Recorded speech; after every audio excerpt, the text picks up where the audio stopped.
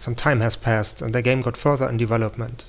By now, Cards provided me with the first 2 chapters to play as well as the overall story which will be told. I can already say that this game will be amazing and very special. It's definitely a game I would want to play myself if I wasn't working on it. I really can't wait to show you guys more in the future. Of course I can't spoil the whole game for you, but we will get into the core of the story. It is basically a story of a skeptic who learns that there's more to the world than what is rationally explainable. And of course the word transcendence has to do with that unexplainable or supernatural. Now that I know what the game is about, which characters it will have, where things will be developing and what the end of the story will be, I can start composing. We will start with the themes.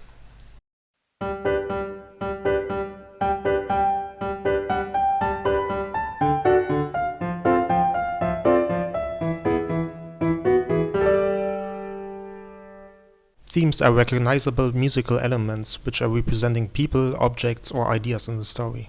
These themes then get used and modified throughout the game to tell the story musically. The music changes as the characters are changing, and everything will be based on them. If you don't quite follow yet, don't worry, it will all make sense in a later episode. These are all the themes we decided to use, and I will go through each one of them in a minute. Other than that, I identified at least 2 places where we can do some set-piece music, as I like to call it. Scenes which need a memorable melody which will not be reused later in the story. It is used to give some emphasis to that specific scene. One more thing before we start.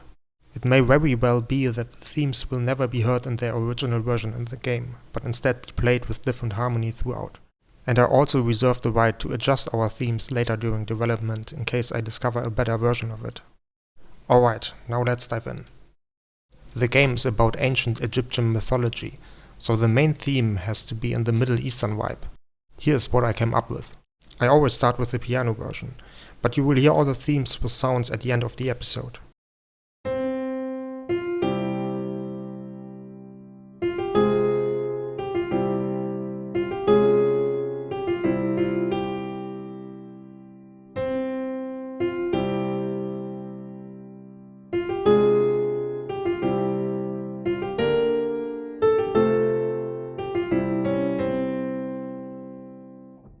Carls rightfully said that it sounds more like something for an Egyptian adventure movie.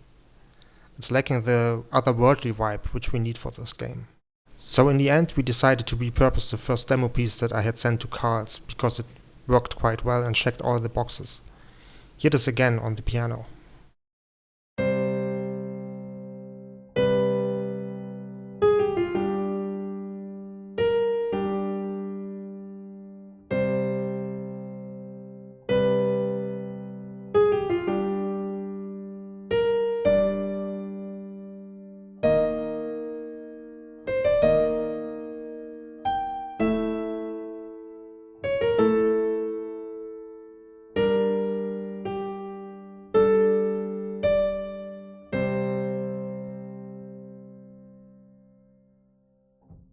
Okay, next one is called Apkallu, which is about those transcendent beings.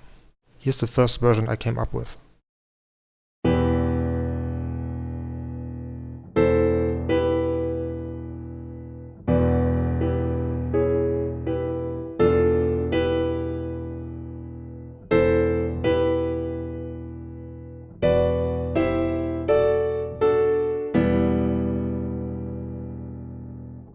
While it's fine, it does not convey the things we needed to convey.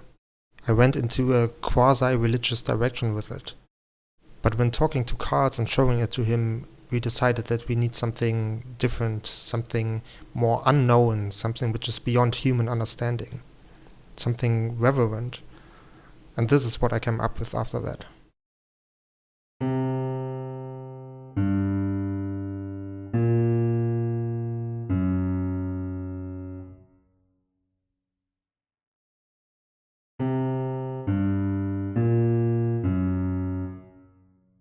I know it doesn't sound like much yet on the piano version, but it will be very powerful in the end, as you will hear later.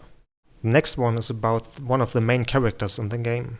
He used to be religious, but went on to dedicate his life to science and turning his back on his faith. But during the course of the game, his worldview that everything is rationally explainable will be challenged. So this melody needed to be about belief or faith and the awe about supernatural things. Here it is.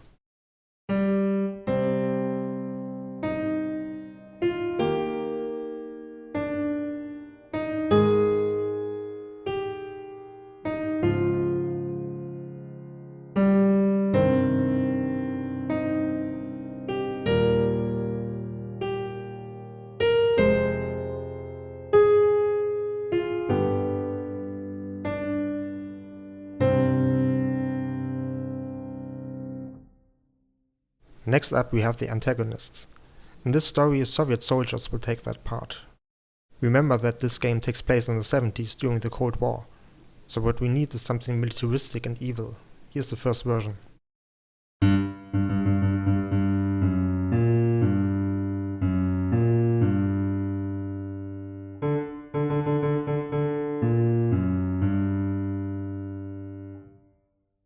There are two problems with it.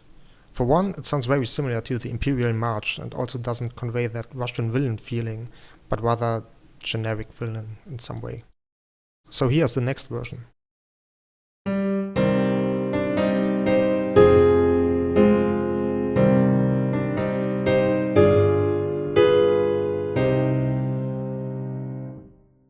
I also wanted to have a small recurring theme which signifies discovery or success when a big puzzle is solved in the game.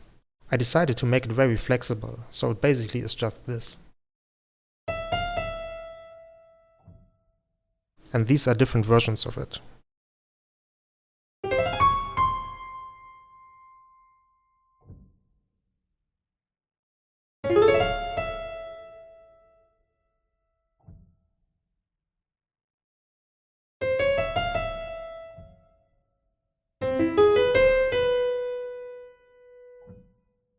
And last but not least, I added another small theme which will signify wonder within the story.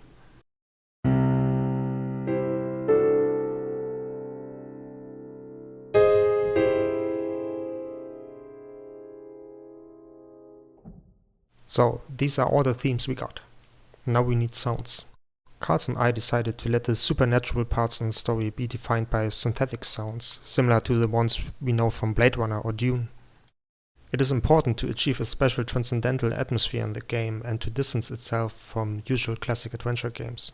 The natural or human parts of the story will be scored orchestral, because those instruments are known to people for hundreds of years and thus should be very familiar. For the synthetic sounds, it took me quite some time to find the right sounds. I showed a lot of them to Carls and we discussed which ones we liked the most and for which themes they could be fitting. It was also important to me that we don't have too many different sounds to not clutter the palette. Like in painting, it is often better to have a few handpicked colors instead of every possible one to have more cohesion. So when we look at our themes, it will be sorted like this. After I had everything prepared, I composed a short medley of all the themes, and I will play it for you so you can hear the picked sounds. Keep in mind that this is still pretty rough and quickly thrown together without putting much thought into it. It was basically just an exercise for me to find the sound of the game.